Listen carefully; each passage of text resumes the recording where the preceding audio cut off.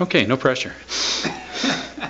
What'd you hear? Let's start out. What did you hear that you liked? Did you hear anything that you liked out of the governor's speech today? Well, I appreciate the fact that he supports what we've done over the last couple of years in freezing tuition at community colleges. I was disappointed to see that he is proposing a tuition increase at four-year universities in the second year of the budget.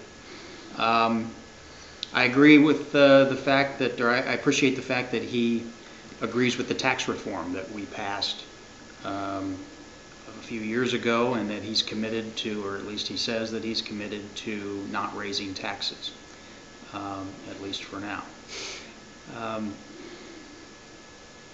What I'm disappointed in is that I think that the number one issue that's facing Ohio, our downward spiral in our economy, was almost ignored today in the speech. It was not much new that was proposed.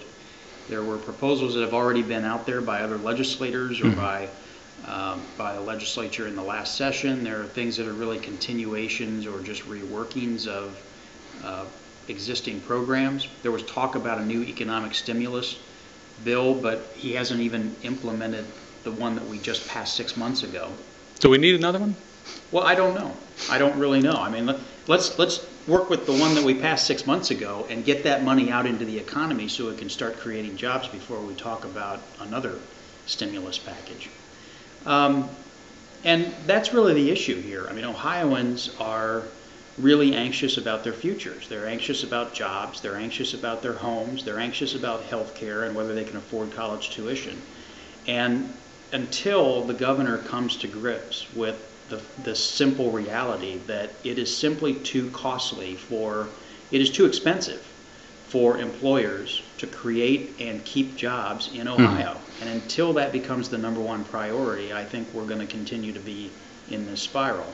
Now, I agree education is important, and most of the speech today was on K through 12.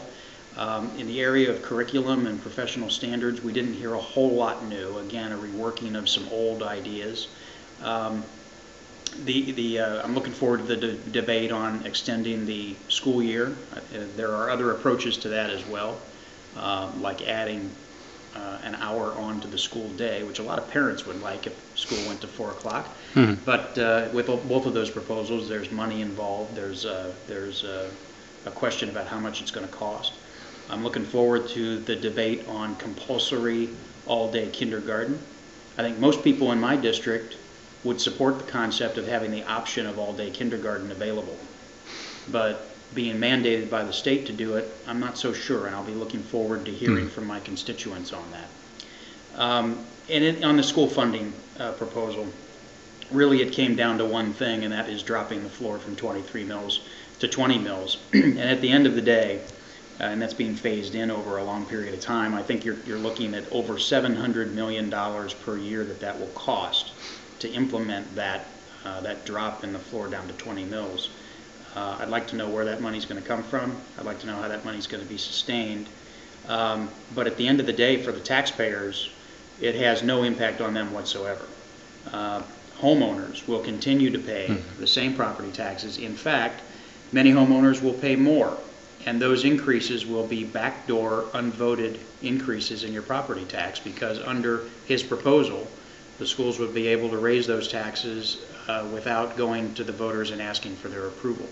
So that's something I think we're going to have a very robust debate on here in the legislature over the next couple months, and I'm looking forward to it.